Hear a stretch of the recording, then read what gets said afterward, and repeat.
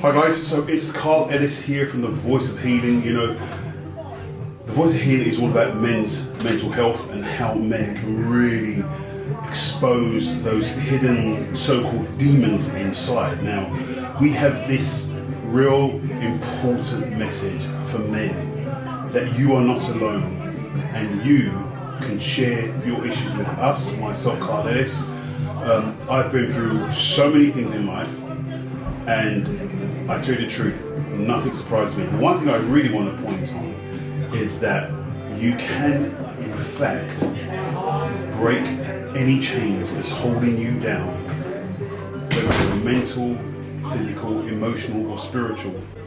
I have a very special guest here, and Gary Cordice. Funny enough, we were in the same musicals in different countries, and it's an honour to have him. I say it's all about love, and men need that right now. So, ladies and gentlemen, boys and girls, without further ado, I introduce to you Gary Cordice. Hi Gary, how you doing? I'm good, thanks, Carl. Fantastic, good to see you. Yeah, brilliant. I hope the camera's in the right position. Yeah. So tell us, tell the audience a little bit about yourself. You know, how you started. So many years ago, we're in the pub called Three Doors, which is in Gravesend, which is where I was born. Right. And I suppose from an early childhood, I always knew I wanted to be a performer. Yes. I grew up watching all the old movies, Gene Kelly, Fred Astaire, those great musicals that took us to different places, and I thought, yeah, I want to do some of that. Yeah. And as I was growing up in school, I took part in plays, like school plays and stuff like that. And some of the teachers were really, really encouraging. They'd say, you've got something there, Gary, you should pursue that. Right. So on the strength of what some of these teachers were saying, I thought, I want to pursue it. Yeah. And I got a lot of encouragement from my friends. Yeah. So when I left school, I was part of a band. Right. Okay. But also I was part of an amateur dramatic group. Right. So I did musicals every year. Right. So that just gave me that natural bent to then want to kind of become a professional. Right. So you mentioned that I was in Starlight Express. Yes. So the story behind me getting into that was one day I was up in London, and I actually was just outside the Apollo Victoria, and there was one of the ticket touts used to sell you the tickets. Oh wow! Okay. And I must have got the ticket for the cheapest price ever. Right. What he was charging. I said, I can't afford that, mate. I took a walk around the block, came back round. He said, you can have it for that. I said, right. So I went in, sat down. And at the time, we all know the great Ray Shell was playing Rusty. Yes. And I'm sitting in the audience thinking, I said, this is just wonderful. I've never seen anything like it before. Yes.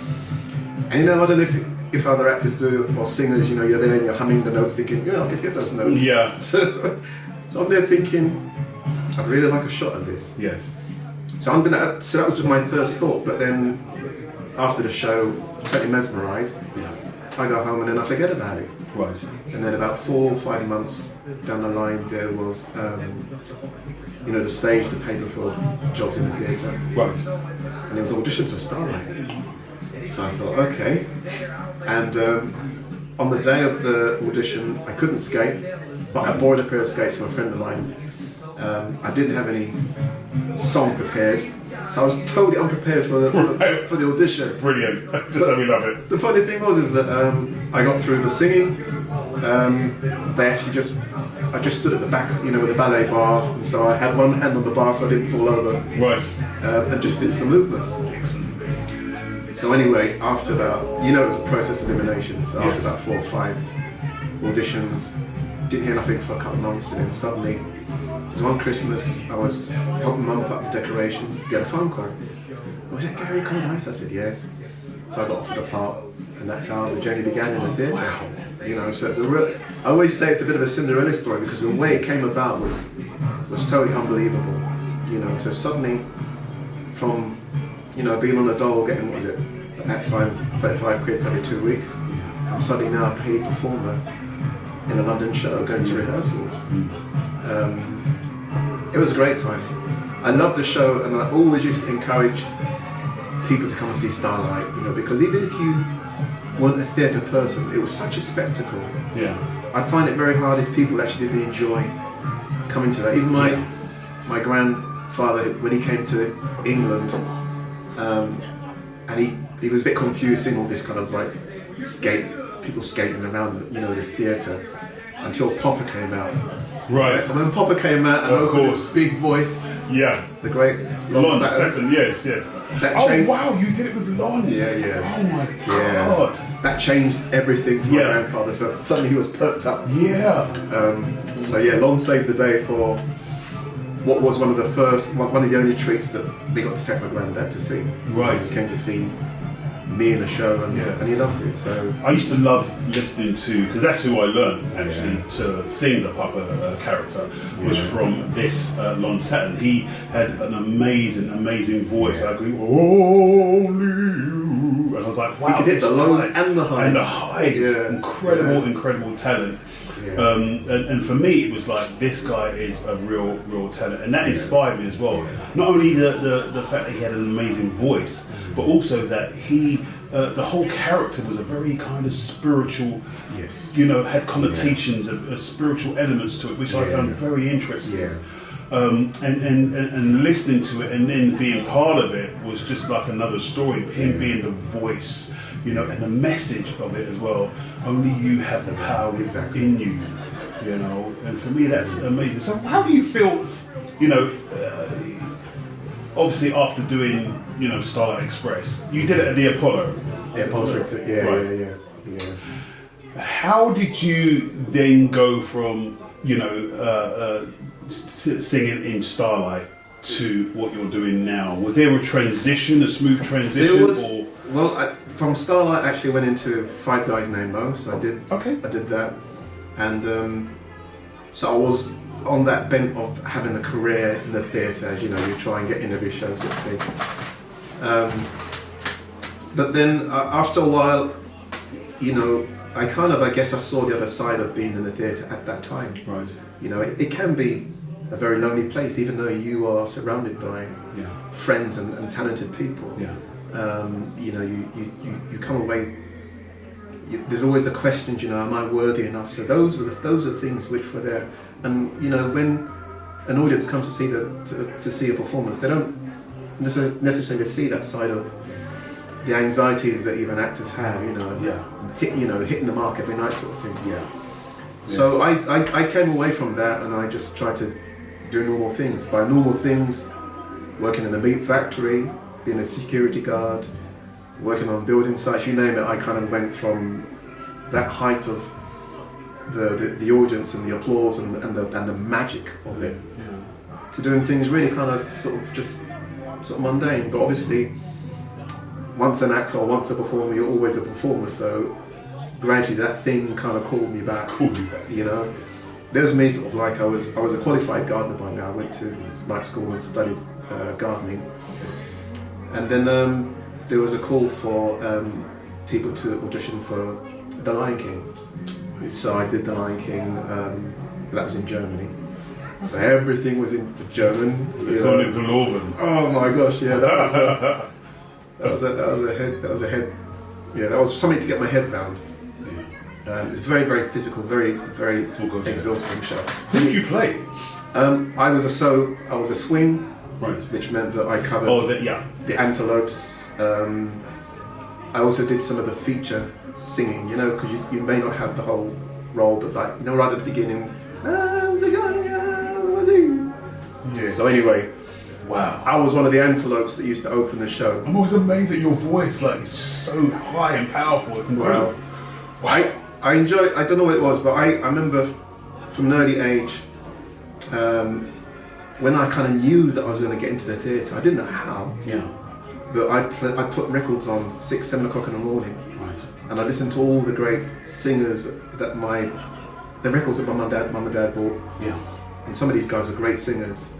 And I would just imitate them. I would just kind of copy them. Yes. And just through that process, my singing just got stronger and stronger. Being in the early musicals at the amateur group, that also kind of, did it. So anyway, my kind of place now is that I still kind of write for myself. I write my own shows. Okay. I write summer shows, or I wrote shows based around, Christmas time. Right. I do a one-man performance of the Christmas Carol, which is quite good. Right. I used to watch Simon Callow do it. Every year you'd see him up in London, the Christmas Carol. Yes. I thought, you know what, I'll never go at that. And to good responses. Yeah. So in my area, down in Gravesend, there's a few villages, and I've done it in the church halls and the church itself, always to a really good, to good response. So life for me now really is continuing to write. I'm working on podcasts. I'm working on songs, both spiritual songs, and I guess for me, what I'd call my version of folk songs, folk music. I love folk music because I think they always seem to capture the story of the ordinary person, or the great person, or great events, or times in history. So I kind of like songs like that. So when I hear songs that tell the story of, the Baker family, or, from many years ago, or something like that, there's a story behind it. And I guess, sorry.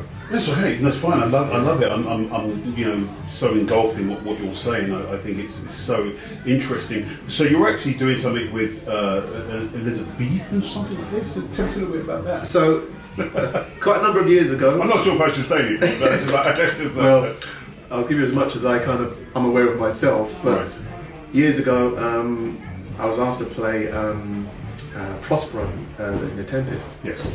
And it was a big undertaking for me because I'd never really, although I've always been fascinated with Shakespeare, I never got my teeth into anything. And then the first thing that lands on my desk is this great big script for The Tempest, and Prospero was not an easy part.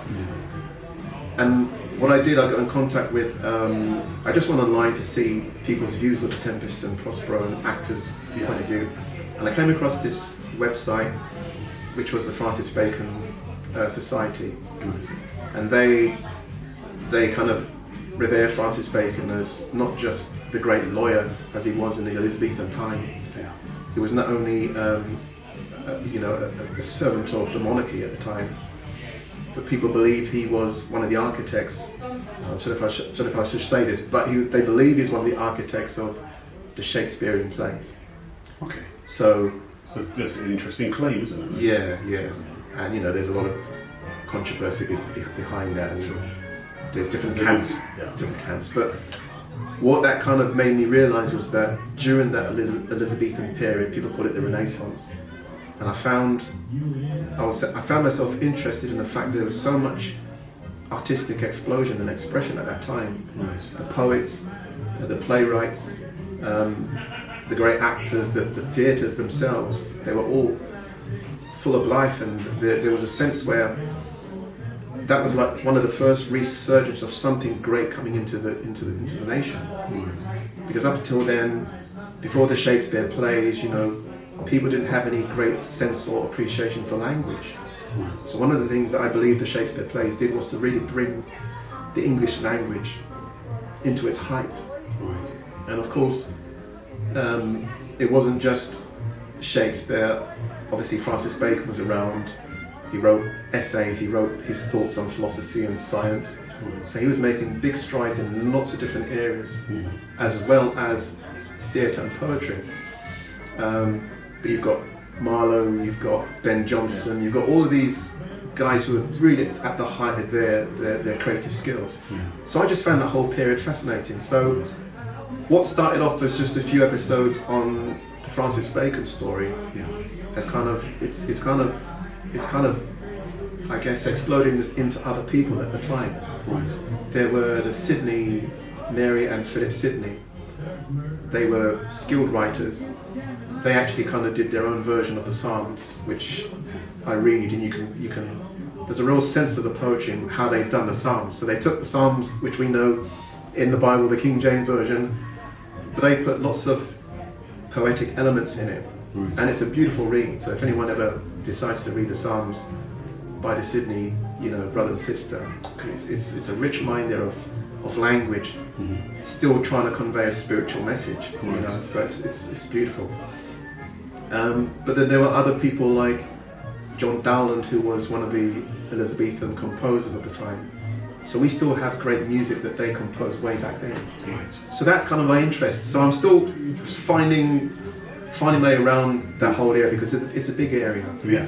And one thing that I am kind of very interested is that there were women who were just equally as skilled as men at that time in terms of what they could put out poetically and in play. As have always been, I would expect. Yeah. You know, it's just the suppression of women, not because of a lack of capacity to, you know, do the same thing as men, cognitively, perhaps not so much physically, but you know, certainly there's always been, you know, women who can do great things intellectually. I mean, Queen Elizabeth herself was known for her mind. Yeah. You know, not only was she a great ruler of the time, and a female one at that way. You know, most men at court would have quite easily said, you get out of the way, let's, you know, this is a man's job. Yeah. No, she held her own immensely. Right. And well, I noticed you was talking about which you know, you talk about anxiety and when you was in the shows and stuff like this, and so for me, you know, anxiety, panic attacks, stress attacks, depression, this kind of stuff, it all kind of encompasses this kind of mental health. And people say, oh, I have mental health. Now, we always tell the people to say, you know, that's not, words have power. Yes. And when you mention, not you in particular, when people mention, oh yeah, I have ADHD, and I spoke to some other guys and oh, I've got this, I've got autism. In the spiritual realm, when you say things like this, you're claiming it. Exactly.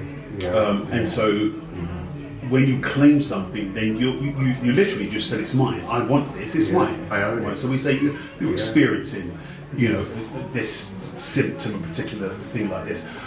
What do you think about, you know, the rise really in mental health for men? But at the moment, we know everyone's suffering at the moment, based on what we hear on the news and things of that nature. Yeah. But what is your take on, or your possible hypothesis on, you know, why the numbers have risen, particularly with men? Like a lot of men are talking about it. I remember Tyson Fury mentioned about his mental health. And it goes on and on. What do you think are the contributing factors to perhaps what? In my own understanding, which isn't much, I think that the pressures of the world are extreme at this point in time, probably more so than they've ever been. And I guess if you're a man, they see you as the lion, the hunter-gatherer. Yeah. So there's always that sort of thing that we think we have to be. Yeah. And maybe there was a time when that kind of had a place and it kind of felt right. Yeah. But I think because of the pressure that's upon people now, especially men, I think it's harder to kind of just say, yeah, I can just keep doing that. Yeah. Because we ourselves, I know for myself, for many years, I would never ever have thought that I ever had any kind of sense of anxiety. Yeah. I thought it's just nerves, you know, in the 30 thing, it's, oh, you're just nervous, but you get over it. Yeah. But after the last couple of years of having to look after my mum, the pressure that there was there, looking after her. When my mum eventually passed away, I had to kind of take stock of who am I and what's happening to me. Yeah. Because physically my body felt like it was shutting down. Yeah. And it's very hard to explain it to anybody, even, you know, my siblings. Yeah. It was just something that I locked myself into this role because I was there and I was responsible to, so I had to do it. And it's only when I came out of, I mean, I'm still kind of working my way through it, but I felt, oh, okay, maybe I have got anxiety. Maybe I've got it to a degree that I never thought existed. Yeah. And again, it was me thinking that I've just got to cope because no one else, there wasn't anyone to really help effectively as much as I wanted to, or to break down the process so they can help lead you. And you kind of feel like you're on your own, having to kind of fight your way through. I think I can say that my faith, my trust in God is the one thing that helped me through when I couldn't see any other way. Yeah. You know, there were days where it's just like, it just felt really, really heavy. Yeah. And although I don't want to kind of claim myself as a victim, because I'd rather trust that it's my faith that's kind of bringing me up and out of this thing, because that's, as you say, I think it's the spiritual life in us that gives us some sense of hope more than just the physical, the material, even the emotional. It's the spirit of God, I would say, that is in me that allows me to kind of get through each day. You know? And the macho man might say, oh, well, you know, that's just a crutch, the whole religion. I said, well, yeah, sometimes we need a crutch. You break your leg. You need a crutch to walk. You can't say, oh, I'll be all right, just limp my way through things. And I think that's one of the misconceptions as well for men, really. And I think women call it menopause. They have their name for what they go through, right? I try to find out what it is for men, right? I know it's like man pause. You've got like nothing there, you know. But I truly feel that men to a certain age start to maybe it's a hormonal imbalance or something like that that really does affect men, but it hasn't been so well promoted, you know, as of yet. You know, and I feel that men are going through so much, but I feel that there's a certain age, because I remember how I felt like towards a certain 40, and then just something changed, and I couldn't put my finger on it. And when I speak to my wife, and she mentions that, you know, she's going through this, what's going on with foggy mind, and you know, just the hot flushes, and you know, the itchy. I'm like, oh my God, like you really are going through it, but. I remember how I felt, you know, and I feel it's not been as published as much as for men, you know. Would you mind, like, telling the audience what it feels like to actually have anxiety or a panic attack, which I can assure you, I've spoken to quite a few people, and I think about 90% of men go through that or have a certain kind of fight or flight, you know. You know, could you just tell the audience perhaps so they don't feel so isolated, perhaps those who are at home? And well, I can certainly say the effects I felt physically, because so when I first started getting these panic attacks, I didn't know what it was. Right. To me, it was like having a heart attack. It felt severe. It felt. And it was only when I kind of realised that that's what they called it, the panic attack. Yes. You know, the heart palpitations. Yes. So for me, the anxiety, if I use that term, it's kind of like the high blood pressure. Yes. The sense of the head, your head spinning around, off balance, racing heart. And hot flushes as well, or bad circulation. So I know that these things are part of the sort of, they can be part of the symptoms of blood pressure. But I wonder, and I believe that there's no way that none of that is unrelated to the pressure that I've been under. Yes. In the last few years, it was a sudden extreme of everything. Yes. And I think all of that's just kind of cater to the factor, you know, because there are days when you think, oh my gosh, am I going to make it today? Yes. And that's a really scary place to be. It really is. And even when you don't always feel that the medication that some prescribe really hits the issue. Yeah. Because I don't think it's probably never just a physical thing. Yeah. It's everything. Yeah, it is. It is. And I spoke to a lot of men, and they say, you know, you should watch the interview with Darren Cook as well. Yeah. He says it's just like a plethora. It's just not big things, just little things, just like always picking away. Yeah. And it is the numbers. I think they say 1 in 14 men suffer from anxiety, and even more, you know, unalive themselves. Yeah. You know, and if I can, you know, just bring to the surface, it doesn't have to be that way. It's see, what I like to do is give them that seed of possibility. What if it could we're on the right step to overcome this, or to transmute it, or change it into love, or so every time it comes, you transmute it into love. And the Bible says, take captive every thought. Yeah, absolutely. So if for the Bible to say that, for me, that's someone who understands that this is an issue and has happened. Because where would you get that understanding from? Take captive every thought, as a man thinketh, so he becomes. Absolutely, yeah. So there is something in that to say about, men who, or women as well, who think a certain way and there's no way out.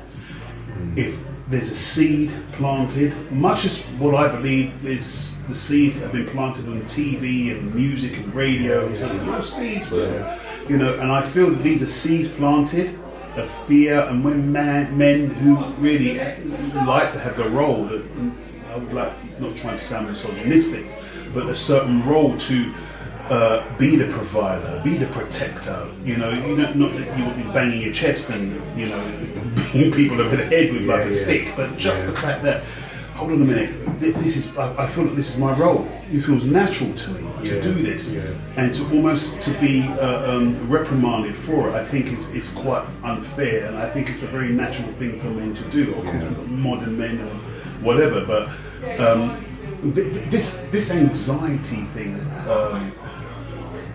I feel that it is a spiritual thing.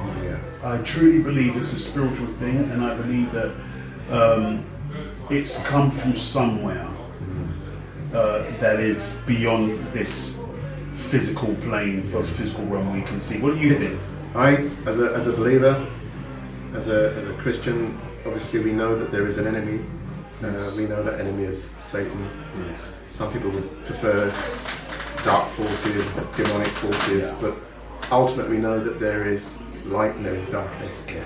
And I think a lot of people, a lot of men who don't have that kind of awareness or sensitivity to realize that there is a spiritual dimension, it's not just black and white.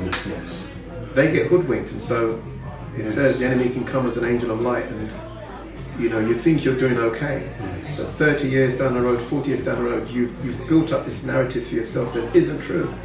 Or at least it's not how God sees you. He sees you as his child, he sees you as perfect.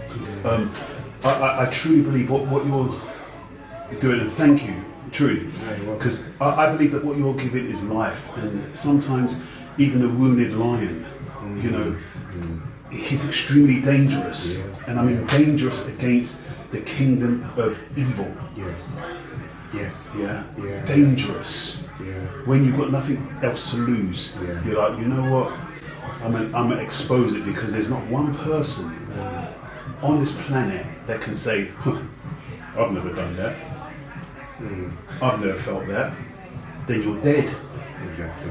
The only reason why a person like me, sometimes I go through anxious moments as well. Like, I understand the palpitations, the shame, the embarrassment, and I don't want to revisit it again, but something in me says, if I never had faith, which is what we always say, because that's the thing that's going to get us out of this mess. Yeah, definitely. But if they don't have it, and I'm not a religious seller, I really am not, but I do know that there's a spiritual warfare going on. Exactly. I can't understand it in America. Like kids going and just unaliving people. Young kids. What is that? It is. Even in scripture it talks about those who are taken over by demons, and it was the Lord that confronted them and cast out. In fact, what it says, there's one that was called Legion, because there were so many in this person. Yes, I remember that. And you imagine a person with a legion of demons inside you. That's not an easy thing to kind of deal with. No, absolutely. And that takes an absolute faith and trust in someone that knows how to deal with spiritual evil action, behavior. And the Lord set the example. The Lord set the example as to how to deal with, demonic entities. I think, if I can say this, I think that the church has backed away on a lot of stuff. They've become so fearful that they don't stand for what they should stand for. Yes, absolutely. Because that's where the power is. Yes. And if we keep denying the power, what power do we have to fight evil? Yes, exactly. You can make legislations, all these kind of things, but that ain't going to stop it. No. A man's heart is, as it is, it's been conditioned to some degree either by his own choices or by the influence of others that have dominated his own kind of view on life. Right. So he's got no thoughts of his own. Yes, exactly. So just, true. And So true. Yeah. And I think within the Christian faith has been rendered obsolete because it's to a point where there's no way out. Like, I remember back in the days when you needed to go somewhere, you could go to a pastor. And now, obviously, church and state, you now have this, it's always been like that, I'm presuming, but it's to a point where it's like they can't be true to themselves for lack of funding or support, financial support.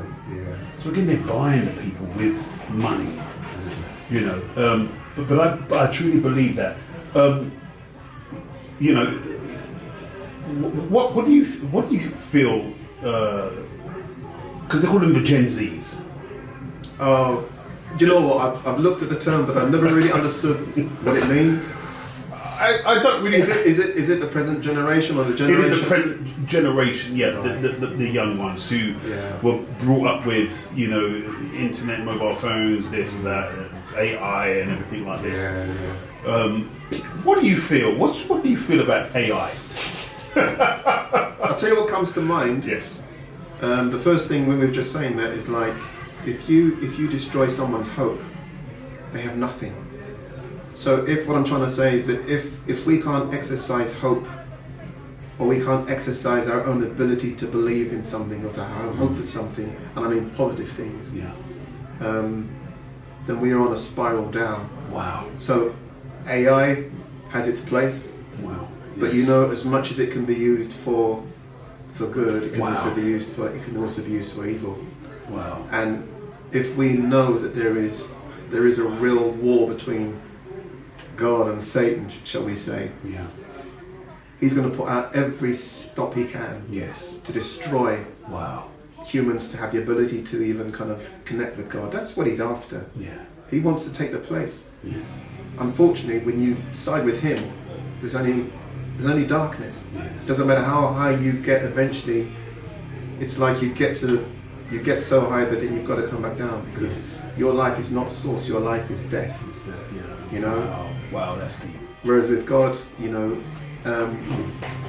because I think to myself, and God forbid, I want to be around a long time. But that day when we leave the earth, I know that there is more to life. Absolutely. Our life only just begins. Absolutely. And we have that understanding, whether we can explain it to people or not. There is that truth that resides in us by His Spirit. Yes. And because it said in Scripture, no one knows or even has an idea of the things that God has for those who love Him. So we don't sometimes see that in our lifetime. So when's it going to happen? It's going to happen in that eternal kingdom that is to be manifested. Yes. And we know that a lot of people have already been translated into that kingdom. Yes. And it's the enemy that opposes those people getting there. Would you say we're living in like a matrix then? I think you can equate it to a matrix, because I think if you identify with most things in this world and you just go along with it, then you're not aware that you're in a matrix. Yes. But when you, so I have to clap for that. But I think when you become born again, and I'm not saying I choose Christ. I'm talking about when there's a real kind of conversion. Absolutely. And you know it's real. A connection. And then that's the only way out of that matrix. Even if you're stuck in it, because what did Jesus say? When He prayed to the disciples, He said, I don't pray that you take them out of the world, but I pray that you protect them while they're in the world. And there's the other scripture that says, you know, we're in the world, but we're not of it. Yes. Because there are a lot of things that the world would love you to agree with, their philosophy, their progress of arms, you know, the arms race, you know, what's all that about? Who can build the greatest bomb to kind of destroy and obliterate Earth? Yeah. You know, there's enough probably to destroy it a billion times over. Yes. How is that progressive? Exactly. How is that progressive? What a great point. I mean, it is such a horrible way of human life and human condition, to have so much talent, to have so much skill, to be gifted beyond imagination, to only want to create something that would just destroy and kill another human being. Exactly. I mean, there could be so many things we could do. AI is an amazing creation. Yeah. I personally feel it's not of this world creation, but we won't get into that. But I truly believe that we human beings are, to a certain degree, built for two things: either pain or pleasure. And unfortunately, we choose the pleasure. Which leads to pain. Which leads to pain. You know, and so it's one of those things. What would your advice be to the youth of today? What would your advice be on a spiritual uncle level? Well, I would say they need to kind of first they need to slow their lives down. So rather than running off here, there, the latest thrill. And I know it's hard when you're young because you've got the energy, you want to do all of that stuff. Yes. But there are other youngsters who are hearing the word of God.